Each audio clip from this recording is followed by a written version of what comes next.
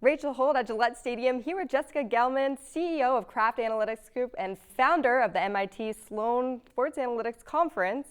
Thanks for being here, Jessica. Thank you for having me. So my first question is, what is Kraft Analytics Group, or KAGR? So KAGR is our sports technology spinoff from the Kraft Group, and KAGR, Kraft Analytics Group, is a play on the financial term KAGR, which stands for compounding annual growth rate, which looks at the return on your investment over time. So it's a financial term, as you might imagine. Robert Kraft likes to say, you hire KAGR to get KAGR. So the concept for Kraft Analytics Group and what we're doing really, I guess, it was an internal department within our organization that we've been developing kind of over the last 15 years. The Krafts, as you know, are incredibly innovative, and during the height of the Patriots' success, I guess we're still at that height, but in the early 2000s, the early days of that success, we kind of recognized it was a great opportunity to really capture our fans and start to understand them. And in the early 2000s, the amount of data that was available and technology to capture that data was really just starting.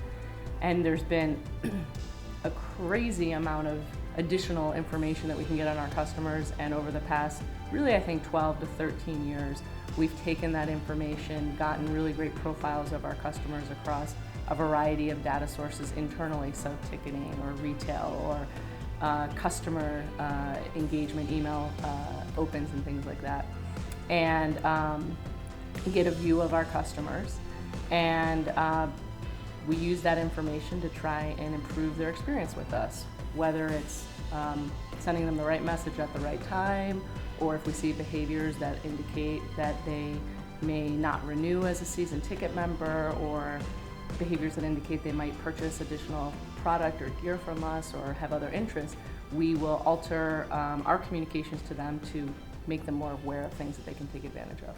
So say I am a season ticket holder for the Patriots. How are you using my behaviors to try to get me to renew the season ticket for next year? Well, first of all, obviously we have a great season ticket member base, and we also have a very robust wait list, so people actually ask us, why do you even go to these efforts? And it's very important, a long-standing tenured fan who's been coming down here for a long time, for us to maintain those relationships. But if we have done over time and completely and consistently redone our retention model, which is basically trying to identify, as you said, behaviors that may indicate someone may not renew. So that may be a number of games that they have potentially missed, or perhaps they haven't opened an email from us in 30 days or 60 days. And so we're looking for behaviors that might indicate that they're not going to renew, and then we're going to alter our messaging to them to understand either A, why those behaviors might be occurring. Is it that the season tickets are no longer financially viable for them, or is it that they had a bad experience at a game or a series of bad experiences that we need to change something here at the stadium? And there's been a lot of investments that the Krafts have been making into the stadium over the last 3 to 4 years, and a lot of that has been driven by information that we've gathered from our customers, seeing their behaviors. We've had obviously Wi-Fi. We were one of the first teams to do that. Last year, we introduced a number of new enhancements to the stadium, including the Optum Field Lounge, our DraftKings Fantasy Zone, the Cross Pavilion that's open on game day. So all of these things, we're continuously listening to our customers, but seeing their behaviors and trying to make changes to improve the customer experience. Sports analytics is not a new concept, but how do you see it changing in the next few years?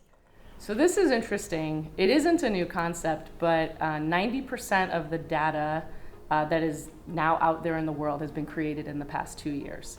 So the challenge is more that how are you going to capture all of that data and distill real information, meaningful information to make changes. So it's a combination of great technology, knowing the right questions to ask, and then using that information, again, to prioritize where your focus will be or where our focus will be. So I think we look at it really from the perspective of what are the changing behaviors we're seeing from our fans and our customers. A big one is obviously mobile.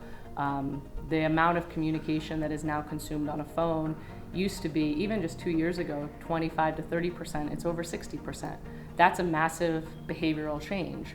Another thing is email marketing is still incredibly pervasive in terms of how we communicate with our fans, but app notifications that you get on your phone or even social media direct messaging, these are the new kind of challenges on the horizon that everyone's trying to solve.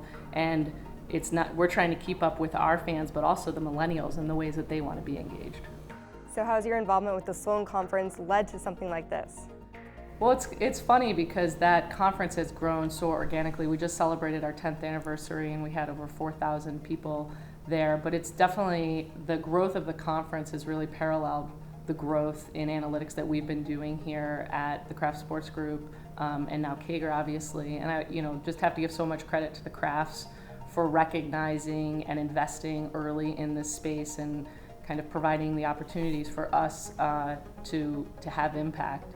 And I think more specifically why the Kraft Analytics Group is something that is great for New England and is we have a great community of colleges in this space. The startup world or tech world here in New England is growing at such a great clip. We have GE coming here in a few years, and I think kind of the Krafts recognized and are continuously investing into New England and the community. So this is a logical step in terms of what we've been building here, what we see happening in the community, and the opportunities that are ahead in the sports and entertainment industry.